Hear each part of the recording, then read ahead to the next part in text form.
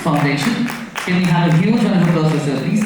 He is a seasoned strategist and communications expert with over 35 years of leadership across industries, recognized for his impactful contributions to CSR and corporate communications. So thank you so much for joining us.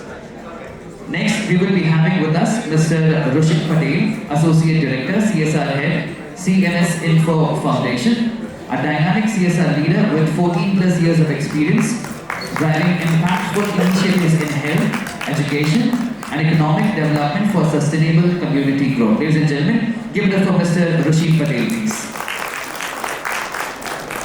Next, we have with us Dr. Surbhi Yadav, CSR and Sustainability Consultant, a certified CSR professional and expert in strategic program development, policy formulation, and stakeholder engagement with extensive experience in corporate training and capacity building. Ladies and gentlemen, we have it on the stage. Give it up for Dr. Surbhi Yadav. Thank you so much for joining us. Going ahead, joining us on the panel, we have Ms. Niyatisha, Vice President, Sumac Industries Private Limited, and Chairperson of CII India Women Network, Rajkot Chapter. She is a dynamic leader in the packaging industry and a passionate advocate for CSR, driving initiatives in education, skill development, and sustainability. Ladies and gentlemen, give it up for Ms. Niyatisha once again, please. The next to be joining us is Mr. Robin Sarkar, Project Director, Shiksha Initiative and Dadri Development Program, Shiv Nagar Foundation, a visionary leader in ICT-based literacy, driving the Shiksha Initiative to impact over 250,000 students and 700 villages through transformative education programs. Ladies and gentlemen, Mr. Robin is on the stage. Once again, can we hear it for him, please? The next to be joining us on the panel is Mr. Dada Sargar, Regional Manager, CSR, Aster DM Healthcare, a seasoned CSR and sustainability leader with 17 plus years of global experience, driving strategic collaborations, mobilizing funds for key SDGs, and building impactful partnerships to create lasting social change. Ladies and gentlemen, he's on the stage. Can we have a huge round of applause for him? The final person who will be joining us and helping us complete the first panel is Ms. Bhagyashri Lodha, CSR and fundraising consultant, a CSR and fundraising expert specializing in strategy, partnerships, and large-scale social impact. She has successfully mobilized funds, advised leading corporations, and integrated over 150 clients into the program that's called the Social Kindness Program. Ladies and gentlemen, can we have a huge round of applause for her as well? Our first panel is ready for the discussion. Over to the people on the stage, please.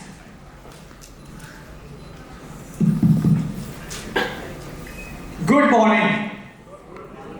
Louder, good morning. Good morning. Let me start with sharing with you a big conspiracy that came from Nishant and Somgal. First of all, credit to them for organizing this. They know I'm fond of speaking, so they asked me to chair the session so I don't get to speak. And as if that was not enough, they made Honorable Bhaskar Chatterjee sit next to me. So I'm totally psyched. I'm anyway weirdo by profession, big weirdo. Once I introduced myself in front of Sir and he appreciated that. I have a very funny set of qualification and experience. I studied hotel management and then I studied mechanical engineering, then I studied MBA and then I studied journalism and mass communication. And when I was young, I'm still young, right? When I was young, while drafting my CV, I wrote a sentence, I like challenges. And I'm a firm believer in God, so God took me seriously. He said, okay, you like challenges. So I'll put you in such companies which create a lot of pollution, which create a lot of trouble. So I got into auto-based, I got into mining sector, power sector, infrastructure sector, wherein all the time they're creating pollution, they're creating safety issues.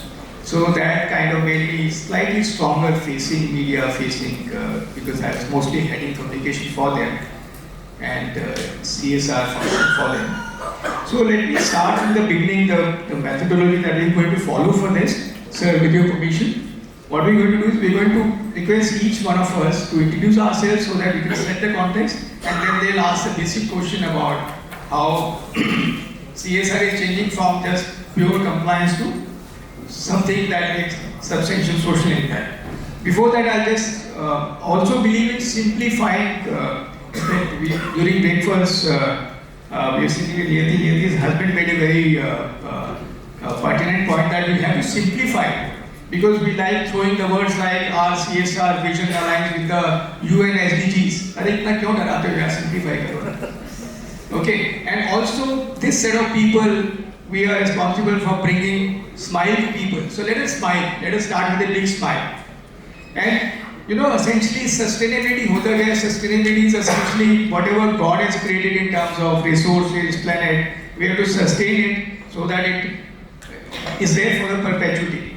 So I define sustainability which has 4 pillars, very simple: planets, people, profit. I like to change the word profit with prosperity. And then I extrapolate it to prosperity for everyone. That brings in inclusivity, that brings in philanthropy as well as CSR. And now we are adding ESG to that. ESG again has environment and social, which takes care of the CSR also. So CSR is done by corporates. I appeal to each one of us to also go for ISR, that is individual social responsibility. What is that we can do for others? What is that I commit to do today? By the end of this session, can we make a commitment that we'll do something for others? Like Mr. Mehta also mentioned, like Mr. Chatterjee also mentioned, he gave an amazing quote that if you want to discover yourself, lose yourself in the service of others. That is really, really amazing. So I'll start with Rushin. Rushin is the most quiet guy, so we'll just start with him. He finishes early. Okay, Rushin, the same question to you. Kindly introduce yourself, and after that, just try to answer out of drawing from your experience as to how the scenario is changing from compliance to really making social impact. Good morning, everyone. Enthusiasm and energetic good morning. Good morning. Yes. By the time Bhagyashree introduced, I think energy will go on. Great. My name is Rushin Patel. I'm Director CSR for CMS Infosystem, bringing learning-based 20 years of experience of developmental sector. With the grace of God, I'm into CSR from the first day of my career. So I have seen days before the law and after the law also. So I'm a local guy. I know Baroda in and out. I studied here in MS University, my master's in the Faculty of Social Work. Previous to that, I did my bachelor's from Anand. So scenario and situations are much more experiential than only words. Answering to the question of the chair, trends are changing. Growth is unstoppable. Similarly, change is also unstoppable. Even every day when we wake up, we see a new morning and we expect a new experience in our life. As a developmental professional, I expect similar thing from everyone. Do you agree or not? Yes. People are tired of doing the same thing. They are not clerks. So, similarly, this field is also all about. Continuing the legacy, I know Bhaskar sir since 2016, and I was privileged to host him in one of our projects also in Chhattisgarh. So a lot of inputs, a lot of wisdom, and untiringly we are happy to hear him. Sustainability. Everybody feels the sustainability. It's a big jargon. I would say, let us start with ownership. If you want to sustain any program, if you reap the fruits of ownership with the seeds, you will get sustainability automatically. If you are doing something for masses, environment, community, anything, it is for their betterment. And you are catalyst to the process. So be good catalyst, be facilitated the process, and ensure that it comes under ownership platform. If it is ownership, then automatically a lot of steps of sustainability will be achieved. We'll answer and discuss a lot of things during our remaining 38 minutes. Thank you. Thank you, Rushin. Rushin is a man of few words, but he is a man of action. His work speaks for himself. And you guys did not get a hint. इतना अच्छे से बोला इसने, I am a local guy, तो तालियां तो बजाओ ना. Don't ignore such vibes. You are sending vibes, very strong vibes. Okay, very, very nice. In fact, he made an amazing point about ownership and being a catalyst. So this is really, really important. There's a very old saying that you feed a man fish, you feed him for a day, you teach him how to fish, and you feed him for life.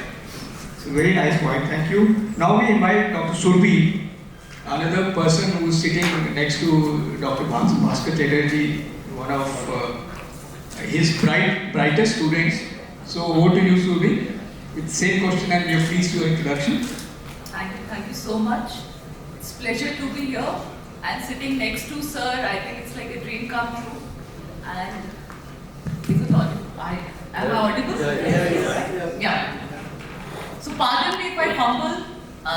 It's because of the energy that I'm getting. So really sorry if I'm humble over here. But yes, where I am, what I am, the credit goes to him. We all heard him for 10-15 minutes, and I've heard him since last 10 years. And I think I've imbibed everything from him when it comes to CSR.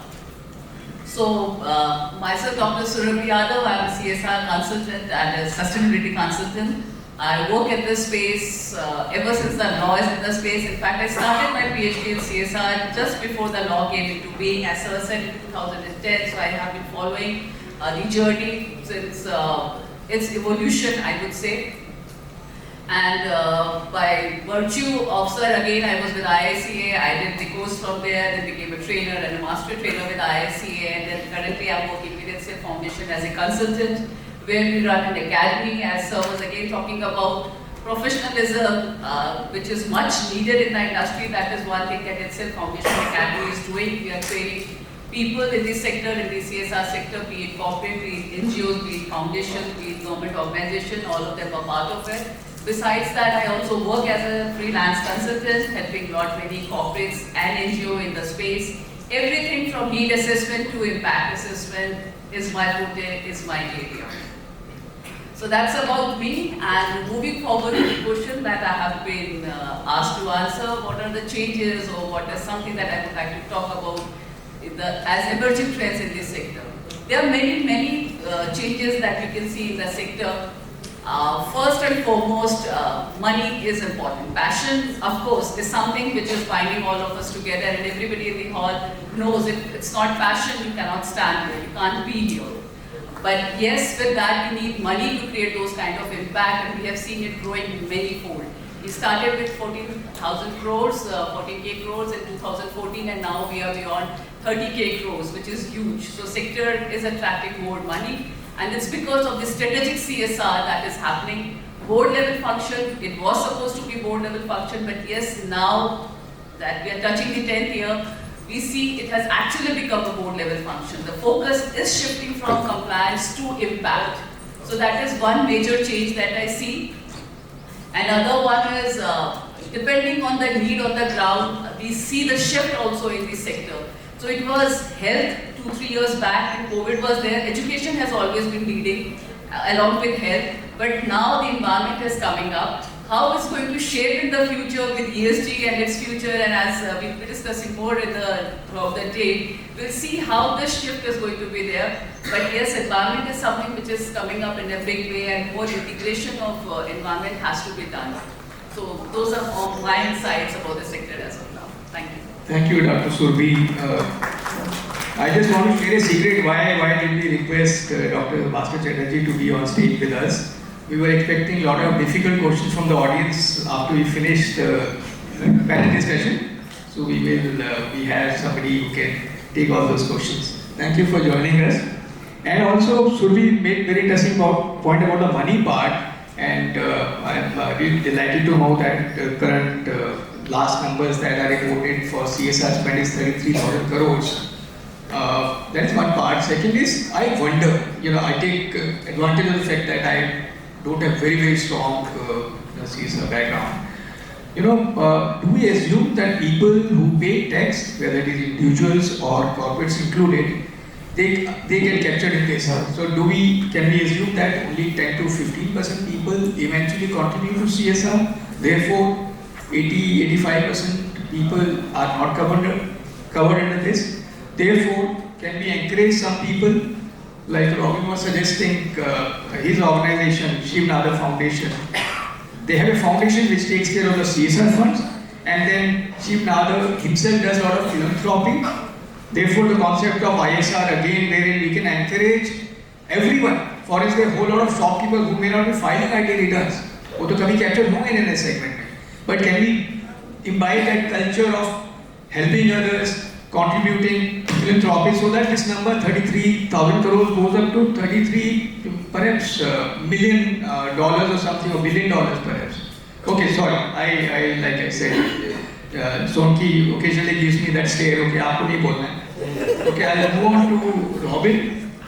Robin, request, kindly introduce yourself and you may like to answer the same question, first question. अगर आपको आपत्ति न हो तो मैं हिंदी में बात कर सकता हूँ? बहुत बढ़िया. Thank you. मेरा नाम रॉबिन सरकार है. मैं शिव नाडर फाउंडेशन से आपके सामने आया हूँ. शिव नाडर फाउंडेशन अपने आप में एक यूनिक फिलैंथ्रोपी है. ये ऑल्दो हम लोग CSR के एक प्लेटफॉर्म में बैठे हैं यहाँ पर, लेकिन शिव नाडर फाउंडेशन अपने आप में एक फिलैंथ्रोपी है जो शिव नाडर जो एक उद्योगपति है उनके अपने फिलैंथ्रोपिक फंड से चलाया जाता है. तो ऑल्दो CSR लॉ के अंडर नहीं आता है, लेकिन हम लोग फाउंडेशन लेवल पे बहुत सारा काम करते हैं. जैसा अभी हमारे साथी पैनलिस्ट ने कहा कि एजुकेशन हमेशा फोरफ्रंट में रहता है चीज़ों के, तो बहुत सारा शिव नाडर फाउंडेशन काम जो है वो एजुकेशन सेक्टर में होता है. प्लस हम लोग environmental sector as well as art as education के ऊपर भी काफी काम करते हैं. जो चीज मैं लीड करता हूँ वो है टेक्नोलॉजी इन एजुकेशन. मेरा मेन काम जो है शिक्षा इनिशिएटिव जो लिटरेसी के ऊपर काम करता है. हम लोग कंप्यूटर्स का इस्तेमाल करके कंप्यूटर्स टेक्नोलॉजी एनिमेशन का इस्तेमाल करके इलिटरेट लोगों को लिटरेट बनाते हैं 90 डेज के अंदर. 90 डेज के अंदर किसी भी इलिटरेट को लिटरेट बनाया जा सकता है. हमने ऐसा प्रोग्राम डेवलप किया है. Thank you. और ये प्रोग्राम अभी उत्तर प्रदेश में चल रहा है. अराउंड 1,20,000 लोगों को हम लोग ऑलरेडी लिटरेट बना चुके हैं. इस वर्ल्ड में सबसे बड़ा लिटरेसी प्रोग्राम जो चला है उसमें 2 लाख लोगों को लिटरेट बनाया था एक कंट्री के अंदर. हम लोग 1.5 लाख लोगों को ऑलरेडी बना चुके हैं. 1,20,000 को ऑलरेडी बना चुके हैं. हम लोग बहुत नजदीक है इसको वर्ल्ड का सबसे बड़ा लिटरेसी प्रोग्राम बनाने के लिए. इसके अलावा हम लोग एजुकेशन सेक्टर के अंदर स्कूल्स के अंदर काम करते हैं. यूपी में जो गवर्नमेंट स्कूल्स हैं उसके अंदर हम लोग एजुकेशन एनहांसमेंट पे काम करते हैं. अराउंड 2,000 स्कूल्स में हमारा प्रोग्राम चल रहा है और 2 लाख से ज़्यादा बच्चों को हम लोग बेनिफिट कर चुके हैं. जो चीज़ मैं यहाँ पे बताना चाहता हूँ, क्योंकि मैं टेक्नोलॉजी सेक्टर से हूँ, टेक्नोलॉजी एक शिव नाडर जो है वो टेक्नोलॉजी से रिलेट करते हैं कंट्री के अंदर. लेकिन मेरा जो एस्पेक्ट है मैं आपके सामने रखना चाहता हूँ वो है कि टेक्नोलॉजी आपके लिए बहुत कुछ कर सकती है. जैसे मैं अगर स्कूल का एग्जांपल लूँ तो आपको ऑटोमेटेड अटेंडेंस मिल सकता है, बायोमेट्रिक अटेंडेंस मिल सकता है, आपका फेस देख के अटेंडेंस मिल सकता है, बहुत कुछ किया जा सकता है. लेकिन जब सोशल सेक्टर के काम की बात आती है, जब मिनिमल रिसोर्सेज के साथ काम करने की बात आती है, तो मेरा एक सजेशन आप लोगों के साथ रहेगा जो मेरे खुद का एक्सपीरियंस भी है कि don't get mesmerised with technology. आप टेक्नोलॉजी से मंत्रमुग्ध मत हो जाइए. आप टेक्नोलॉजी को नमक की तरह से इस्तेमाल कीजिए, ना ज्यादा ना कम. Thank you. Yeah, like correctly mentioned, Robin, technology is our aid. We have created it. They should not become our master. Amazing, very well said, Robin. Now I want to call Niyati because before that I want to share a very interesting story. I visit Vadodara often. There's this railway academy in Vadodara, NRTI or NAIR. Prime Minister of India has converted that into a central government university called Gati Shakti Vishwavidyalaya. So I've been fortunate to be invited there to teach the IS officers who join railways. They are called IRMS officers. I conduct effective communication workshop for them and also teach MBA students in communication and ESG sustainability as well as innovation and entrepreneurship. So during such visits, I ended up making friends with Nishant and Sonki and Niti. I just want them to please get up, and we call this CSR over coffee group. Can I request Himadri while missing Niti, Sonki, Nishant and Seema. So, and today's event is also born out of one of those ideas. Can you believe how stupid can people get? Just imagine. Coffee shop में जा रहे हैं, वहाँ CSR discuss कर रहे हैं. So that means these sort of people are quite passionate. Thank you Nishant, thank you Sonki, and thank you Dipti, Himadri, your wife, Sarita and Seema. Really, really good experience. And why I was reminded of this was before I invite Niyati, when we had our first meeting, we were fortunate to be joined by Nishant, and he shared a very interesting story about how they got married. And how they were extremely friendly with Niyati's husband, the whole foursome. And I was reminded of that. That is how before we introduced Niyati, I thought I'll just briefly share that. Because we can't go public with Nishant's wedding story. Hello, Namaste, and thank you everyone. It was such a pleasure to share the dais with Sir and all the esteemed panelists. Hi, I'm Niyati Shah. I am Vice President at Supec Group and also looking after the CSR initiative of our company. And this is such a amazing topic which is so close to our heart. And we are doing some wonderful initiative in and around our manufacturing unit in Rajkot, wherein we have adopted government primary schools, and we are working closely with them into the education, lifting the level of education in those schools. And ARC is our implementing partner. And what brings us is the passion in the field of education, the way we see the children growing, developing, and the kind of the equal opportunities being given in those rural areas, and the life having transformed over a period of time. That brings us a lot of delight and a satisfaction the way the CSR initiatives are done. Because as a company, we do not do it as a formality or an obligation, but we get connected to it with all our stakeholders, and that makes the whole initiative, the whole program so beautiful, because everyone from the local community to our organization and our CSR partners, everybody is working together for one singular goal. And I think that is one of the emerging trends what we are talking about, is that education, digital literacy, and as Robinji put it very clearly, technology being the part of, it will be the woven fabric in all the kind of the work we do. So the coming times, the trends would definitely be how education, digital literacy, and technology would be changing the face of India, and the youths of India, the future leaders of India. So thank you so much. Thank you, Nidhi. Very well put. I really impressed with the passion that comes, working, including CSR, ingraining CSR in the nation culture. Really amazing. Now we invite Dal Sagar. He needs no introduction. Just before that, I'll just quickly share another conspiracy from the organizers. We discussed 11 nights LED put up in front of us, and we were very happy we get to see how do we look sitting on the stage, because we can't see. You can look at us. इन लोगों ने क्या किया यहाँ पे LED में timer डाल दिया, and it's moving so fast. वो भी कुछ मैनेज किया हुआ है. Okay, over to you. Sorry. Good morning all. Everyone. My name is Dal Sagar. very difficult to share a stage with other of CSR and of course Dr. Surbi and of course all are good friends. Robin I follow along with. She is a good friend and of course Roshan sir is again, so to say, a good friend I can call. I'm a son of farmer. My parents are illiterate.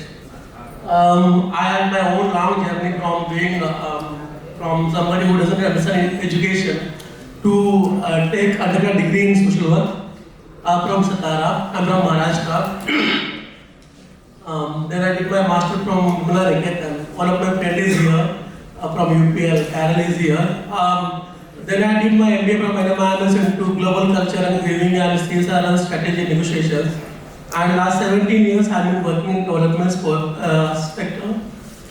Worked with more than 2,000 NGOs globally. Worked with few hundred companies. Started career with NGOs, move on to CSR, move on to philanthropy, move on to grant making, and move on to CSR consulting. Again back to quadrant 1, which is strategic CSR. So now the palpitations are really high. Sitting with sir is difficult. Sitting with Dr. Surbi is very difficult. Now that's what I do. And I have CSR for Rashtra. I take care of CSR for Nepal, India, and of course Sri Lanka, being two countries with neighbors, friend of our friends. So we do support some programs there. Now this. Coming to this question part, I think already said a lot by Dr. Bhaskar sir, and I don't have much to say about it, but what I feel very strongly, I've been an advocate of strategic CSR from day one. Before even CSR law came to picture, I entered the sector in 2012 as far as CSR is concerned. Big advocate of strategic CSR, look at your branding and visibility, do something what aligns to global vision and then percolate down to the boardroom and then educate your CSR officers, work very closely with the NGOs. Because as sir said right in the morning, so this answer is going to be a little lengthy. As sir said, we have 3.3 billion NGOs in India and even if 10% of they become a good partner to ecosystem of CSR, I think we can be still a game changer and we can set a narrative for a because Bharat by 2047. That's one aspect of it. Second is, as far as strategic CSR is concerned, I have issues with the way impact is getting measured and then set context to that. So we need to relook at impact narrative from both ends, that is from CSR side of it and then NGO side of it. We need to rewrite the impact narrative to understand where we want to go in terms of one-time investment to long-term investment to is it one-time, is it ongoing, is it long-term CSR investment. In our context, we invest for about 10 years. Of course, in the taking care of compliance, we look at pilot 1 year and then 3 years and then subject to performance we renew for another 3 years and then we move for exit in the 10th year. That's when we hand over our NGO partners and then compliance has been taken care. So very importantly on that, mentorship to NGOs is very, very critical. I don't want to argue with anybody sitting here if they don't need a mentorship. How to design program, curate program, implement program, drive the narratives of impact and then visualize the impact and achieve it down the line. I think we need somebody who understands more than us, which is Honorable Bhaskar sir is there, Ma'am is there, there are so many in the sector. We need, NGOs need somebody called mentor to achieve the map the journey of impact together. Technology is going to dominate in some extent where we make the life easy in terms of how do we invest CSR, monitor CSR and measure CSR. That could be the narrative where, and another thing I want to say is let's not look at impact reports as a handout to showcase in the compliance, tick mark is there. Can we, as Ma'am said in the morning, I still remember, can that handout becomes a part of strategic actionables from whoever does that party? Anybody on the planet can do that. But can we make that as a part of actionable, as a part of next year's CSR investment? If that is not happening, then we should not be doing that. Very, very blunt about it. And last but not least, Dada, I'll come back to you. I think you're so passionate. Can we come back to you? Yes, sir. Okay, I'll come back to you. I have a couple of very difficult questions for you, for which you'll get a good time. And we have the last participant, the youngest and most passionate member of our team, Bhageshwari. And Dada, the mentorship that you're talking of, Bhageshwari is an expert in that field. She does it for a lot of NGOs. Yeah. But before I invite her to introduce, I'll share again small story of this morning. We were both traveling from Bombay, taking the 5:55 flight. Ungodly hour. We woke up at 3 o'clock and then we rushed to the airport. And we were in touch with each other. After clearing security, we were strategizing how to sit together. And I had one seat and she had another seat, and both of us had window seats.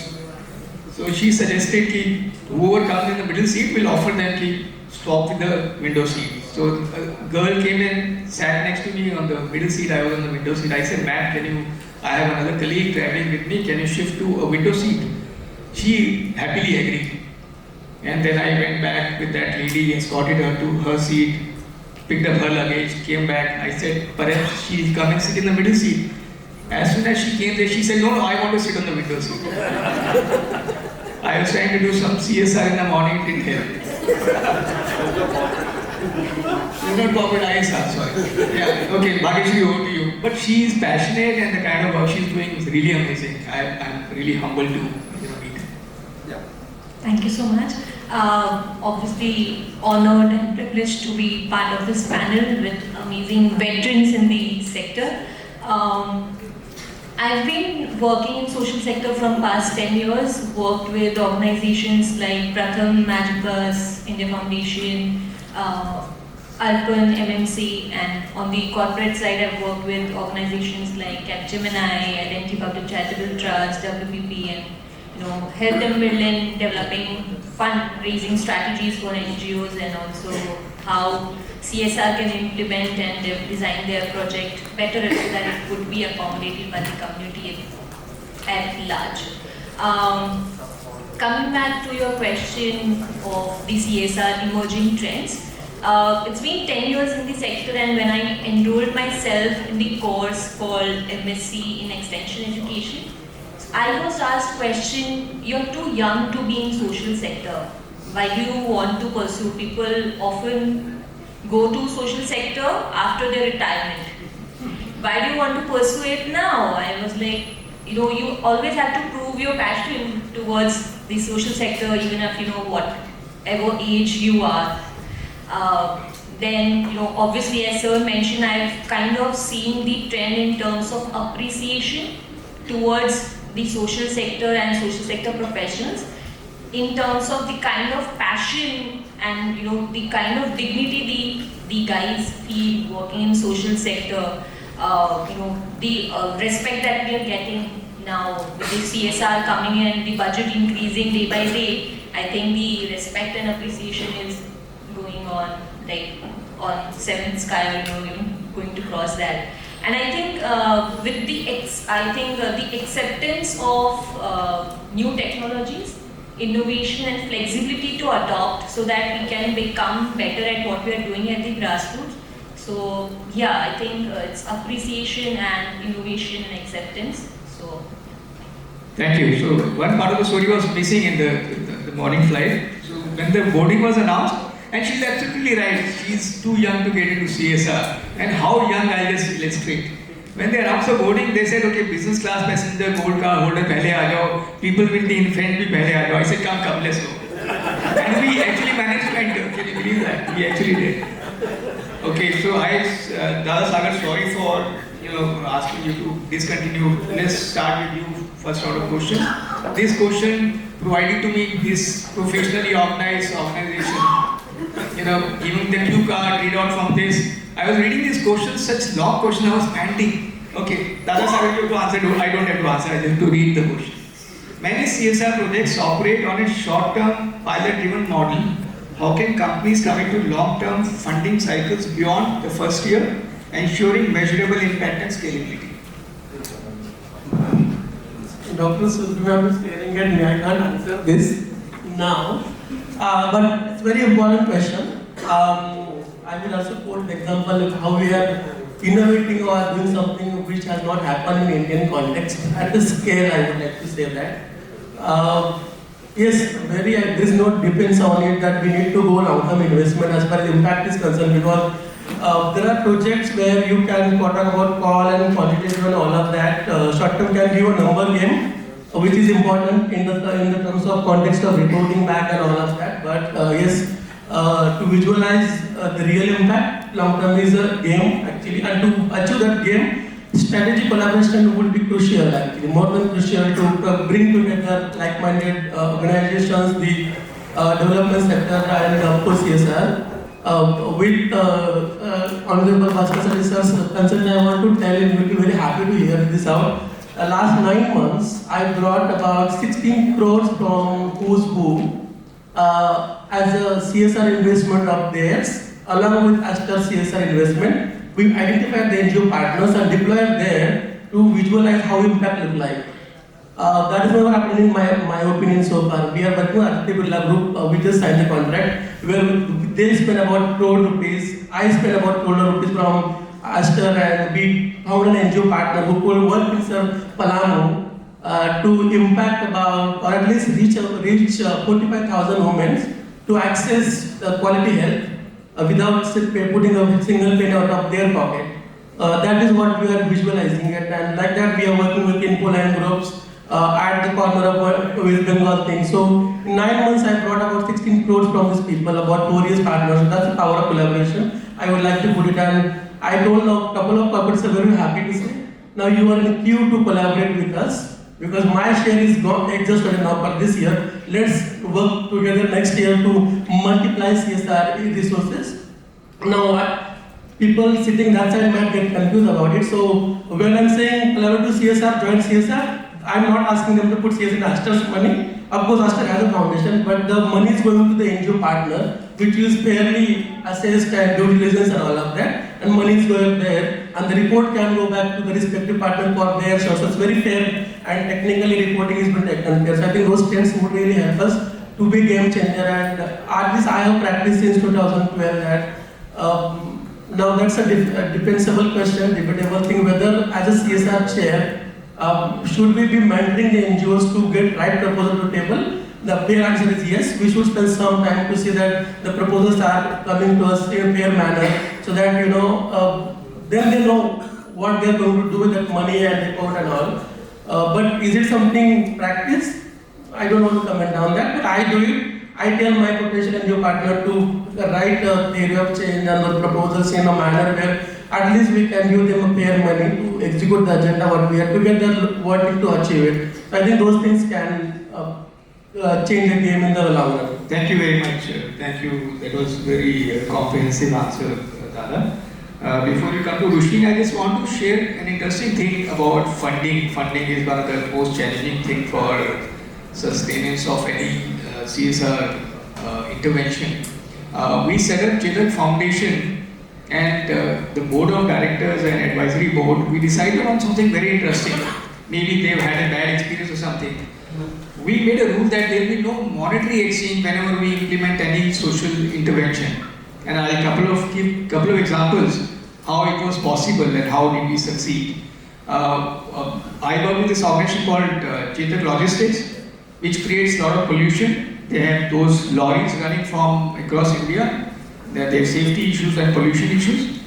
And in one of the need assessment survey, we discovered that 60 to 70% of truck drivers in India do not have eyesight good enough to drive on the road. Can you believe that? Even today, 60 to 70% of the drivers do not have eyesight good enough to drive on the road, and they manage to get license. So we decided to work on this intervention wherein we check their eyesight and we provide them with free spectacles. So we discovered a partner in Vision Spring and many such organizations, wherein we brought in our facilities, our trucks, our drivers or competitors, OEMs, anyone could come. We provided them with our warehouses for conducting it, we provided logistics support, and we got Vision Spring to bring their doctors and spectacles. Together we implemented this project. Last year we checked eyesight of 10,000 drivers, and we proposed to check eyesight of 1 lakh drivers for next 3 years and 1 million drivers next 5 years. So that is what we are looking forward. This will lead to better eyesight for them. Can you believe the hindrance that we follow? Hindrance was that they were scared to get their eyesight checked. They were under the impression if I get my eyesight checked and there's some problem, then I'll lose my job. They don't realize with the better spectacles they can drive better, they'll be safer. Fellow motorists will be safer on the road. That was one example. Second was we tied up with UNICEF. They wanted to implement a project on road safety as well as HIV, and we offered them 2,500 of our vehicles which keep running across India to put up their slogans on those vehicles. So we didn't have to spend anything, they didn't have to spend anything, and the message went across, increasing the awareness. So we can find innovative ways of actually managing even without seeking funds or giving away funds. Sorry, I come back to Rushin now. Rushin, how can organization integrate sustainability principles into CSR to align with SDG goals while maintaining business viability? Fair question. I would like to give relevant answers and with illustrations. Here, three things are very important. One is international standard. SDGs, we all aware that it is an international standard set by authorities. And as a developing country, we try to reach to that level. Of course, in a democratic country, government is responsible largely, but this is the way where corporate social responsibility. So we all are human. In a way, I would like to put one statement in between. See, whatever we are doing, whether we do education, whether we do health, whether we do livelihood, whether we do climate resilient, water conservation, anything, we are not doing for any other planet. We are doing for our planet. One thing. Second thing, we are doing for our survival. Do you agree or not? If we are planting some latest technology like Miyawaki, are we doing for nature or our survival? Our survival. So what is in center? Human. Human and next generations. I can see here corporate representations, NGO representations, student who would be practicing the CSR. Sustainability, as I narrated, it's all about ownership. If we know the crux for what we are doing is very important. For example, I represent here CMS Info System. See how we do sustainability. I'm putting my own example, my own practice example here. We work in 19 states of India in core areas of 4, which are very generic. Everybody follows that: education, health, livelihood, and climate resilient. Here I am pushing on livelihood aspect. See, we are working with women folk. So our annual target, which was decided by our respected chairperson, Shyamla Gopinath, she was. So she told that we want to empower 2,000 women. See how the relevance with business comes up. She is chairperson to our company. We are a cash management system, so finance, livelihood, all these things are in our genes. From there that vision started, and she wanted to cover maximum things. So we started our pilot programs. See, dreams are big, but let us start small with a scale which you can understand, learn and replicate. So we started from aspirational districts. As we all are aware that Niti Aayog identified 112 aspirational districts on 49 parameters pan-India in 2018. Now it's benchmarked to aspirational blocks. So we started with basics that let us reach out to aspirational districts. So relevance is coming into picture, where I will get integration also, because all aspirational districts are monitored by Pradhan Mantri office every quarter. So those district collectors are given mandate on different indicators based on the baseline survey carried out by Government of India, third-party agency. So aligning the problem statement with government baseline will save my energy. We are a service industry, so definitely we can expand our program. So we identified 200 women in 4 states. One, Jammu Kashmir, Baramulla district, Sopore block.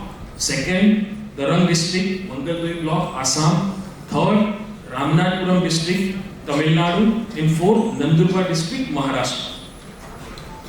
Surprisingly, everybody feels that women empowerment, let us do training and all this. We haven't carried out any training. We designed a syllabus for digital access, financial inclusion and upskilling of their skills. See, Kashmiri art we all aware. I did not to teach them the art. Assam cotton and weavers, we all are aware. Similarly, Tamil Nadu and Nandur, we all are aware about the basic skills. So what we did, we customized a program with a 3-month approach where we upscaled their skills on domain. So, product development. Sir, in our program, designer was also there. It was not only trainer, a designer. So, generally if I offer you a big coat of Kashmir, nobody will wear it. But the embroidery would be eye-catching. Why can't that embroidery be on a stall, on an interior decoration, on a kurta? So similarly we did that. And we successfully connected all these women with Amazon Sahel. So, how it happened, we triggered on a point where they are strong.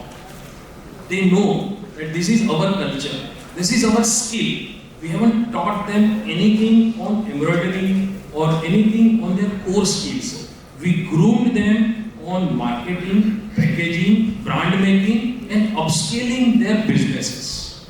Here PM Vishwakarma scheme played a vital role. See, sustainability, I'm showing you the pillars of sustainability. We invested in grooming. Where will they mobilize funds from? We generally feel that SHGs, bank linkages, pool fund or a corporate innovation level. Yeah.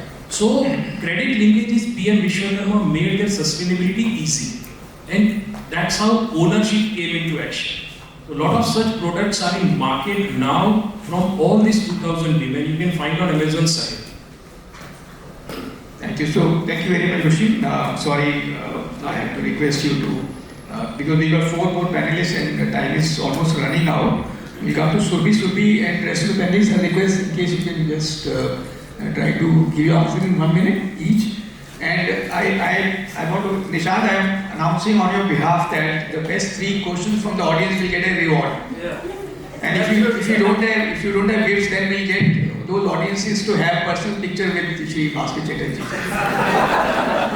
That's a bonanza. So, Surbi, question for you is: what do we do to strengthen grassroots NGOs for the effective social impact? Yeah. So 1 minute, and we'll request Robin and Neerti. Thank you for this. I think this is the most pertinent question that is required in the sector today. So I wanted to give an example, but I don't need 1 minute. I will like to Hold it closer. Okay, so as I said, I wanted to give one example. Maybe if we can quickly come up with this. Which is the fastest train in India? Any one of you? What's the speed? 300? No. Okay, so as we don't have time, I'll cut it short. It is supposed to run at 200 kilometers per hour. But government says, the railway department says 180 kilometers per hour. But actually it runs at 160 kilometers per hour in few of the patches, and the average speed is 95 to 100 kilometers per hour. Why? Because we don't have the infrastructure. Because the tracks which are laid is not supporting that. So we are talking about impact, but we can't have impact without compliance. When the law came up, sir said in the morning, we involved the grassroots NGOs because we knew they are there, they are the one who are connected with the community and they are the one who can create those kind of impacts. But they need hand-holding. They don't know the law. They have that passion too. They know the needs that is there in the ground, but they need those kind of hand-holding, and that is where the corporates are supposed to pitch in and come up with. So the involvement of community, stakeholder engagement is a very, very integral part of all the CSR projects, which we are not looking into deeply as required. So for the NGOs, if you ask me, the first and the foremost thing important is their hand-holding. Timely dispersal of the grant is another very important thing. We stick to that 1-year timeline, utilization by 31st of March, but we don't stick to our annual action plan, which has to be planned by February, March, and the dispersal should start by April and May. It usually starts in July. We ask them to do a 12 months project in 9 months or in 8 months. Please don't do that. Especially the smaller NGOs, they need your support. If it's a 12 months program, the law has the provision of having an ongoing project. Make use of that. So don't push them, because if you push them, they won't be able to survive. As it is, it's very tough for them. There are a lot of compliances which are misinterpreted. For example, 5% admin overhead is for the corporates, not for the NGO. But I'm sorry to say most of the legal in the CSR team ensure that it's limited to 5% for the NGOs also. They need some money for the capacity building. They need some money for the other operations. We have to look into it for the impact, not for their development, but for the impact. We need those kind of engagements. Dr. Surbi, amazing. Now the some of the NGOs, One last thing some of the that I would NGOs are like going to come and hug you. One last thing which I think is very important and very doable, very, very doable, is training of your NGO partners. When you start the project in the beginning, call them to your office with your implementation team, with your documentation reporting team, bring them in. Let them know what are the objectives, what are the targets, what are the weekly, quarterly, fortnightly, monthly reports you want from them. Don't ask them in February and March that where are the reports. Now we need these reports, now we need this documentation, now we need this picture. Do it regularly. It's not a year-end thing. It's a continuous process which has to be followed. Tell them at the very beginning, sir, we need these 10 things from you by the end of the year and submit it every month. Believe me, they'll do it. They are ready. Thank you, Dr. Surbi. Big round of applause for Surbi. Really good. Robin will just touch upon something very interesting that Dr. Bhaskar Chetty spoke of shortage of trained manpower in this domain. So what do you suggest could be the interaction partnership between academia and industry so that future needs of this can be met? बहुत ही बढ़िया। Academia और industry और जो social sector में काम हो रहा है अपने आप में बहुत ही इंटरलिंक्ड है। इनफैक्ट जो ऑलराउंड काम होता है वो बहुत ही रिपीटेटिव हो जाता है कि एक ही चीज़ बार बार करते जा रहे हैं बिकॉज हम लोग को नई चीज़ें नहीं मिलती। जो नई चीज़ें ईजाद हो रही है, नई चीज़ें इन्वेंट हो रही है, नई चीज़ें ढूंढी जा रही है, नए प्रोसेसेस, नए तरीके ढूंढे जा रहे हैं, वो एकेडमिया में ढूंढ जाते हैं बिकॉज वहाँ पर हार्डकोर रिसर्च हो रही होती है। तो अपने आप में जैसे हम लोग शिव डॉट फाउंडेशन के अंदर भी हम लोग कोशिश करते हैं कि जितने भी एकेडमिक इंस्टीट्यूशंस हैं उनके साथ भी अलाइन होने के लिए कि वहाँ पे क्या नया हो रहा है।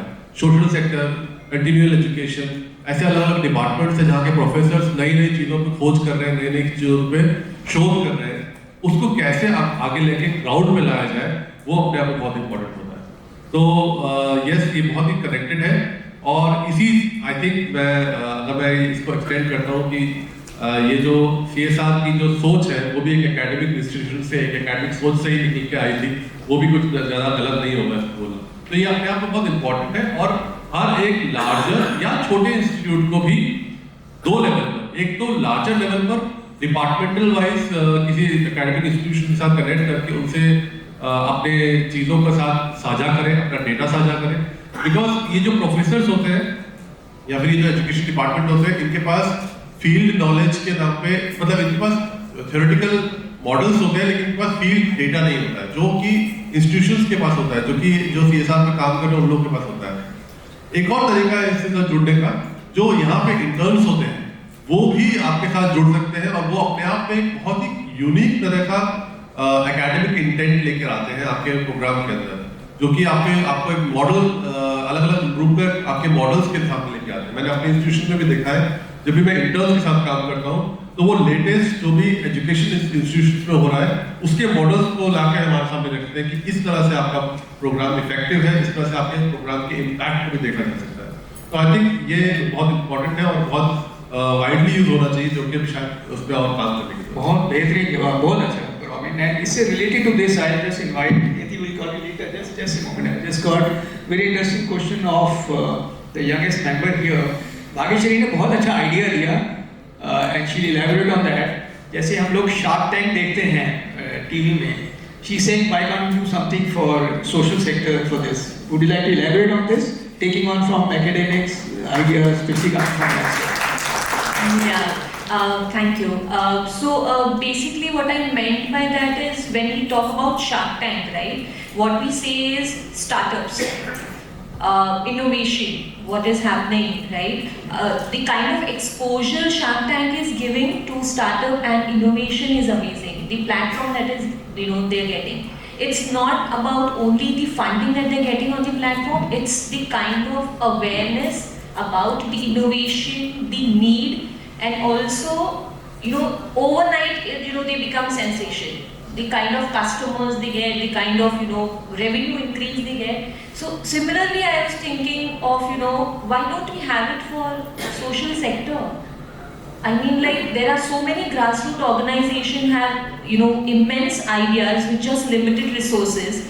If we just, bring them on a platform where they say that, this is what we have, created from scratch and it is going to solve a problem.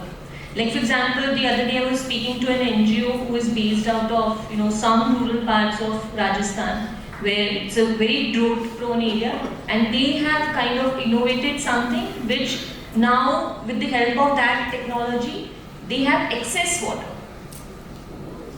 Now, what if this idea gets a platform? We will not see drought in the country.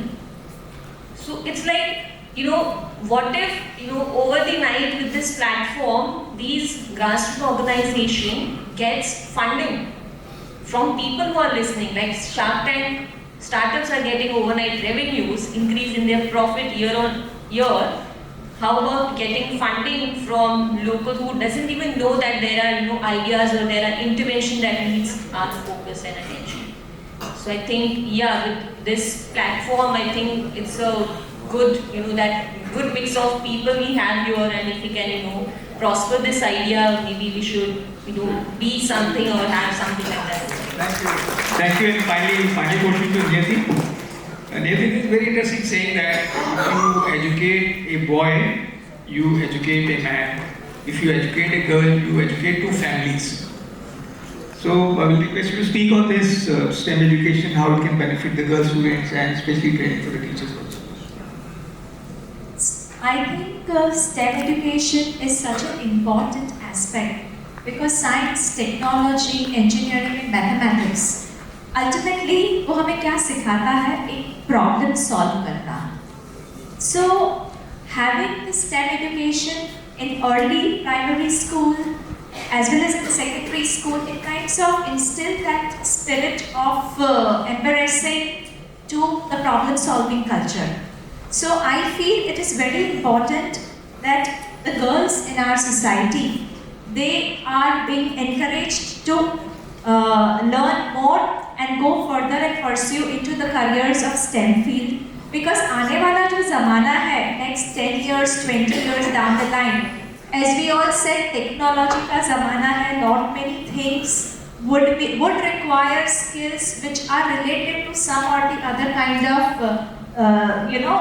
technology or STEM intervention. So if we want to support the goal of our Prime Minister, Shri Narendra Modi, about Viksit Bharat 2047, and also when he talks about making India the skill capital of the world, I think वो जो एक ignite है, जो spark है, जो STEM के through हो सकता है और digital literacy के through हो सकता है, it can touch and transform many lives, and that is what I feel. Thank you. Thank you very much, Neti. Very relevant answer and within the time frame. Now, before we throw it open to questions, I'll just take advantage of my being chairing the session and yet speaking. I'll just request all of us, in case we can raise our hand and commit as ISR, individual social responsibility, we'll just take care of one more person and help them who are little less privileged than us, whether it's academically, financially, socially, whichever way. In case we just take care of one more person and help that person, I think India will be a better place to live. Thank you. Now we throw it open to the question answer, and we have the privilege of Bhaskar Chatterjee with us. He'll also take questions. Can we request someone to pass on the mics? We already have a lot of hands being raised. Sonki, in your absence, we announced a prize for the best question from the audience. So better arrange that. You judge that. Okay. Can someone pass on the mic? Yeah. Please. Thank you. Yeah. So my kindly identify yourself so that we can take note of your name Sure. and your suggestions. And I hope somebody is noting also keep these questions and answers. Thank you. wonderful panel discussion. Thank you for that. My name is Dr. Dhaval Maragia. I am from Junagadh, Gujarat. I am freelance. Just repeat your name, please. Dr. Dhaval Maragia. Dhaval Maragia. Yes. You're writing it down because you may get a prize. Thank you. I am from Junagadh, Gujarat. I am a freelance environment project consultant. I also practice nature-based tourism and I also promote that. My question is, many times corporate, they do the CSR project in their own backyard. It's also part of their policy that 50-kilometer radius, for example, 50 kilometer, 100 kilometer radius will be our core area, will be our key community, and they don't go beyond that. But our law doesn't bind corporates to just play in the backyard only. It says you can do your CSR project anywhere in the country. Do we see a change or a shift in this in recent time, or what is the status at national level? Thank you. What you say is 100% true.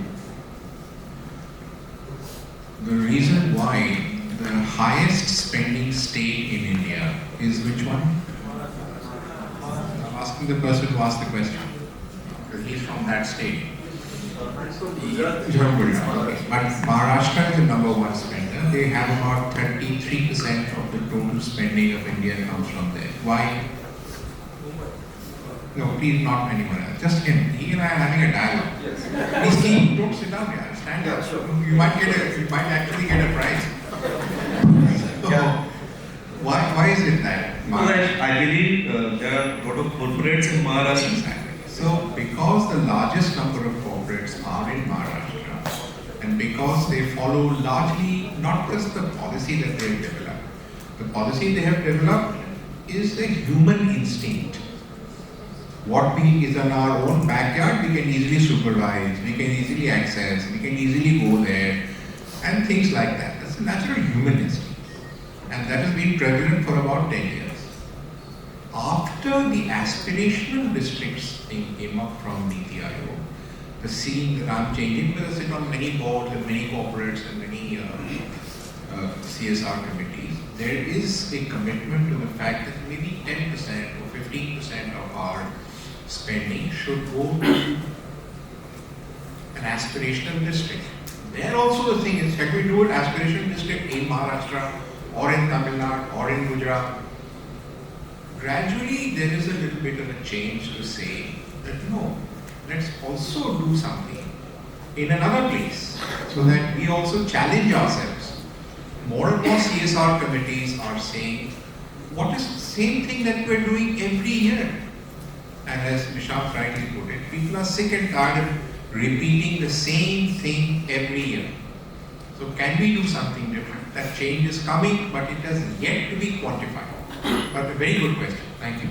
May I add to that, sir? I'll just add to that, doctor. Basically you have CSR, you have community development, and most of the industries do community development to have a buy-in from the local community. Because whenever you set up an industry, you impact them in some way.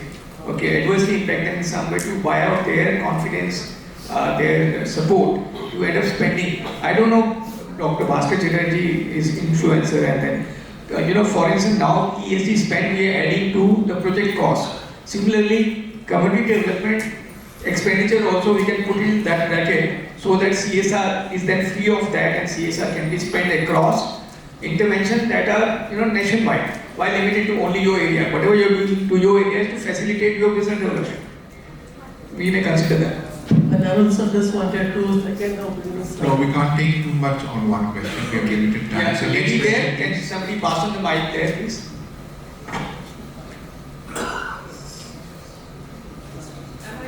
Yes, you have a mic behind you. Yeah. Please go ahead. Please take the mic. Go ahead. Good morning. My name is Sharda Krishnamurthy. I work as a senior communications manager with Ennoble Social Innovation Foundation. I'm actually asking this question to Bhagyashree. That was a good recommendation in terms of platform for common funding. But how about even things like auditing, accounts? See, we all come from a background where as you say, we don't understand CR. I come from a PR and advertising background, but what connects us is only the intent, the humane intent in all of us. So we brief with the question. Exactly what is the specific question? I want to know if there is a platform where, as a NGO, when we lack in all these compliance-related things that we ought to know, is there a free portal or somewhere where we can go and check all these things that we need, or somebody can help us? There is not any portal. But yes, is there a if way there is going to be develop? one, it can only come from government. Because otherwise any other portal will not have authenticity. Credibility can only come if it is a government portal. Your suggestion is very well taken. MCA has a very good portal which gives a lot of data, but there is a vertical in that which we can introduce, and it's a very in terms of how we all can equip themselves. Particularly from NGOs. Exactly. Appliances for corporates are not a difficulty because they have a whole machinery to do that. But for NGOs to understand the compliance issue that they face, we can have an FAQ, we can have a whole section in our website to do this. I'll take that recommendation to the MCA. That was the recommendation I wanted to place. Next question, please.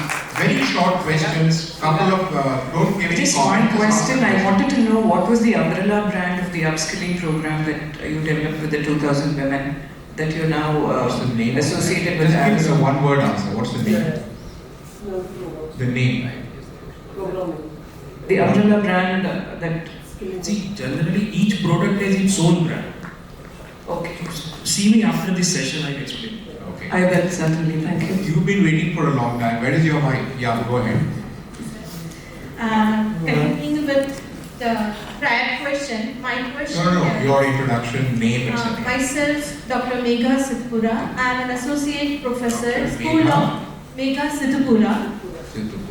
I am an associate professor with School of Social Sciences, Central University of Gujarat. I am a proud alumni of the Maharaja Sajirao University of Baroda, and having inspired from my alma mater, Faculty of Community and Sciences, Maharaja Sajirao University of Baroda. Sir, I would just put my question here is how are we preparing ourselves to address to new National Education Policy 2020, emphasizing upon experiential learning, keeping Indian ethos in mind, and taking further, addressing and achieving the goals of Viksit Bharat 2047. No, hang on, I can't listen to so much and yet remember. Sir, just... sorry, I don't have that kind of memory. The question you're asking is, when corporates invest in CSR, are they keeping in mind national education policy when they invest in education? Is that the question? So not only with education sector per se, I am presenting in, on behalf of academia because we are working day and night. Question, please keep it in one sentence. Yes, sir. So our research, whatever we are doing our research, how are we going to take it further? I am having data of more than 50 NGOs and CSR. Excellent. Hang on. You are doing a piece of research and you have already got enough data to do that research. Yes, sir. So what's the problem? Sir, we are preparing, future workforce for CSR and NGOs as well. I'm teaching CSR, Very right? nice. So Excellent. how are we going to link up all this thing and taking forward? Because if I want to Link up with whom? link up with NGOs, CSR, and academia. This is to the address platform. it. This is the platform. Yes, sir, we are here. This is what our foundation is Yes. doing. You see, this is such a wonderful platform. I wanted to, sorry for asking questions on your question, but this is the answer to what you're asking. Now, all the NGOs sitting here, they have a clear picture of the wonderful work that you are doing. This is a platform which enables you to link what you are doing to your target audience. And I'm sure that each annual year when we do this event in greater and greater numbers, your linkage with all of these NGOs will grow exponentially. Yeah, let me add a little bit. I take up these courses in communication and CSR for some students, and like the academics. It was not part of the curriculum, but I introduced a module on industry readiness. Okay, smart students from IIT and engineers and MBAs, they had no idea how corporates work or how NGOs work. So I created this module of industry readiness so that they're prepared to expect what to do at the workplace. So I think you may consider introducing that so that there is skill gap is taken care of. In addition to that, internship आप भेज सकते हैं अपने बच्चों को कि अलग-अलग corporates में जाके वो इंटर्नशिप करें, CSR डिपार्टमेंट्स में जाके इंटर्नशिप करें, जिससे आपके बच्चे को एक्सपोजर मिलेगा और Surabhi will recall that in the very first professional course that we had, there was an exposure as both to an NGO and to a corporate, and that's how they became such trained professionals. We take the next question, please. I don't want to. Yes, please. Many hands up there. Good afternoon, everyone. My name is Sneha Trivedi, and I have also been into the CSR field from Sneha Trivedi. I have also been into the CSR field from the first day of my career, following the steps of my immediate senior, Mr. Rusheen Patel from MS University. I have two questions, sir. One is, we have already seen CSR 1.0 and now we're going to have 2.0. Are there some major changes into the policy level which are going to come up? So let me answer this question. Answer is NO. There's a reason for that. Just now when I was speaking to Mr. Mehta, he was saying that the compliance landscape is getting so complicated that you should have less regulation, less rules, and less compliance. Therefore, the attempt of the Ministry of Corporate Affairs is to have less and less changes in rules. We have frozen everything to 22nd January 2021 and the FAQs of August 2021. And at least for 5 years, we're not going to have any more rules. There's enough. So if we follow them, we will have enough. Second question, please. Thank you very much, sir. And my second question is, when we're talking about emerging trends in CSR, and I've also been in this sector from past 10-15 years, what I have observed is, from the beginning till now, there has been absence or lack of programs being undertaken in the area of disability by corporates. We do talk about inclusivity, but they are still just talks. So I don't know how are we going to work on The this. answer to that is very simple. Schedule 7 has how many items? 11. Now has more than 14. Because all of these are important. Now usually what happens is the decision of the board or usually the promoter of the industry counts a lot. When I worked in the now called the Anil Agarwal Foundation, Priya had a great affinity for animal welfare. Her father had a great affinity for no child should go hungry to bed. And so they converted these into specific flagship programs of their company. Now, if there are promoter-driven or board-driven people who are empathetic to the handicapped sector, this will happen. And I think we can't dictate that it should happen. It's up to each individual corporate to do so. But yes, if you look at the handicapped sector alone, you will see that in the pie chart, it has actually gone up by about 2%. Yes, sir, I understand, but when we talk about education, healthcare into the CSR, It's nowhere on that level. It's nowhere on that level. It will also not be. It's also not be, let's be realistic. Yes. If it improves even marginally, we are happy. Next question, please.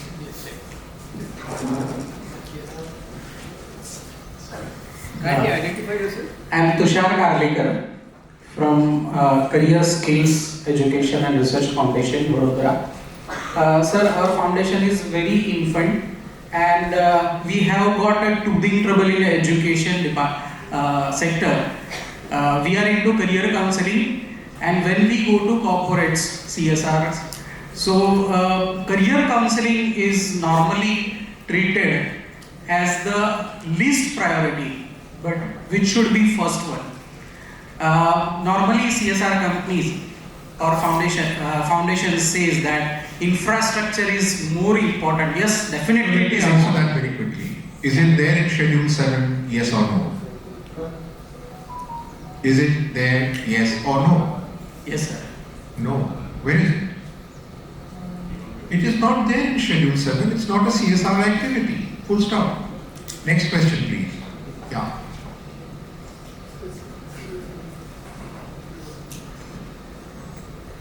Good afternoon. मेरा नाम doctor Mukund Deshmukh है और मैं Caritas India new Delhi से आया हूँ। हम लोग ओवरऑल कंट्री में 174 लोकल पार्टनर्स के साथ में काम करते हैं। मेरा एक सिंपल सा क्वेश्चन है कम्युनिकेशन एंड एक्सेस रिलेटेड। जो CSR रिप्रेजेंटेटिव्स है या CSR हेड है उनका इजीली एक्सेस लोकल जो NGOs है, ग्रासरूट NGOs है, उनको कब तक मिलेगा?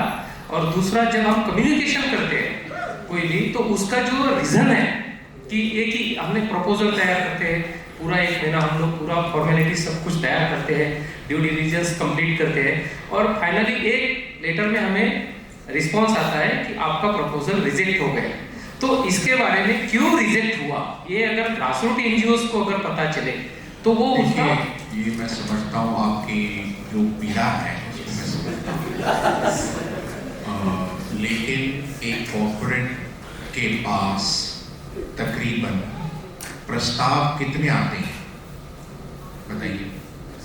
एक नॉर्मल एवरेज कॉर्पोरेट के पास बहुत कम अगर हम पूछें तो मार्च और अप्रैल में 10 से 15,000 प्रपोजल आते हैं। अगर हर एक को हम रीजन फॉर नॉट एग्रीइंग देते रहें तो कॉर्पोरेट वही काम करता रहेगा।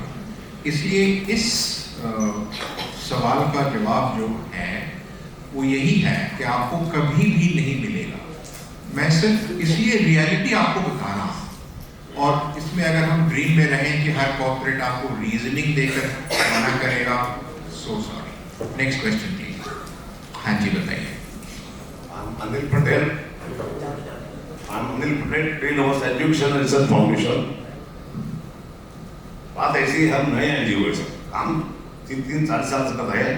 CSR के लिए we are new people.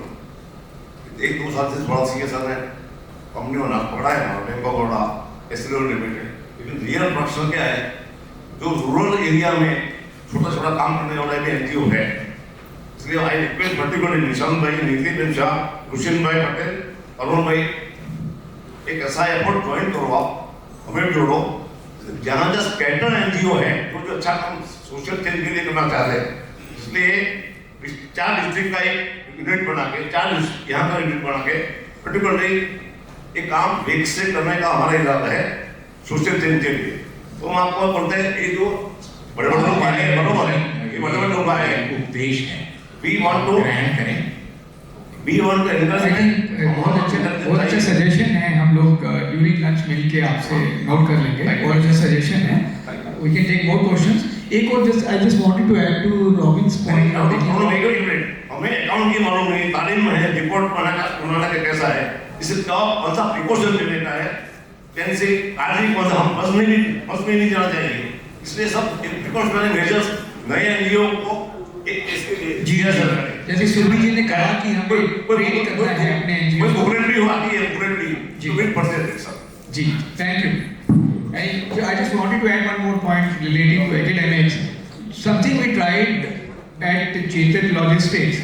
You know, whenever graduate engineer trainees join and management trainees join from premier institution, engineers or MBAs, they undergo 1 year's training program. It's called MT or GT program. So they go to various functions including finance and HR and operations, production. Now they are sent for 2 months to CSR and they feel for themselves how these projects are being implemented on ground. They go to villages. So that is the kind of exposure we are giving to them to know how they are working with the implementing partners. So that is what we can make attempt on. I'll quickly add on to this. As I said, at HCL Foundation Academy, we run a 3 months online program, which is free of cost for all the NGOs and anybody who is from the social sector. The registration link is still on. And you can register there, you can fill that form, and that's a free of cost program for 3 months for all the NGOs. Many beneficiaries are there sitting among the panelists also. We have people from there. Okay, so hands raised so we can see the beneficiaries from the academy. See. So we have footprints. No, these are the people who have benefited from the academy. Anywhere we go, pan-India, from Nagaland to Kanyakumari, we have people who represent the academy. So we have voices here. So yes, all of you are welcome to register over there. Excellent. Next question, please. So do we have any more questions? Yeah, sure. Myself, Jigar Vaishnav, and I come from SPSS Foundation from Rajasthan, from Rajsamand district. I have a question about the technology and CSR laws. With the rise of AI and big data, smart policies, how can CSR initiatives support the ethical technology and adopt the law enforcement to the data privacy and citizen trust? You see, recently a couple of amendments have come in Schedule 7. Have you seen them? No. There are, in the field of research in IT, particularly in academic institutions, corporates are able to fund such particular research projects in institutions which have a national reputation, which are central universities mostly. This facility is there for helping exactly the new ideas in AI and in technology. Please, if you can read that, it will be very useful. Sure, thank you. All right, next, any other question? Yeah, there's someone at the end. Can you please kindly pass on the mic?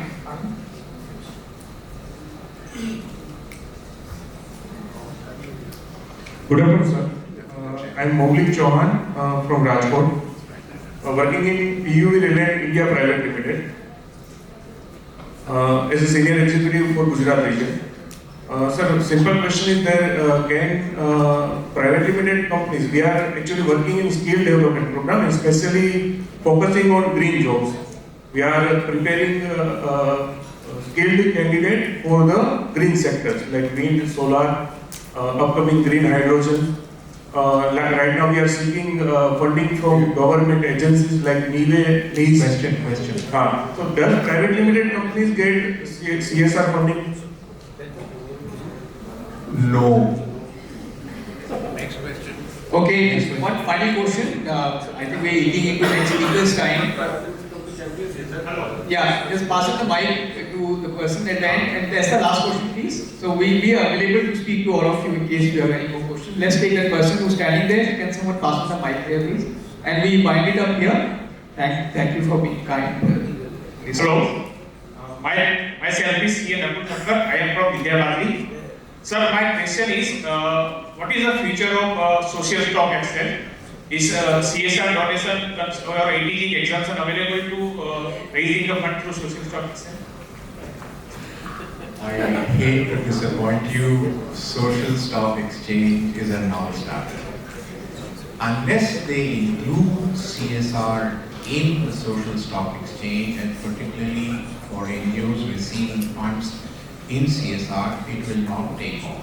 I'm in touch with them on a regular basis. I've advised them a number of times.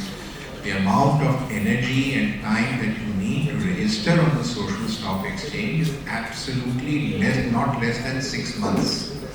You receive so many queries. At the end of it, when you register, you're not going to receive any CSR funds. What's the purpose of going there? So there needs a lot of change in policy. We are working on it, but I hope I'll be able to change some mindsets there. Thank you. Thank you very much. Amazing audience. Thank you for being good listeners. Thank you very much, Dr. Jerry, for honoring us, joining us here. And thank you for amazing inputs, all the panelists. Thank you to the chairperson. Unless you are going to say that. Let me volunteer that. Thank you.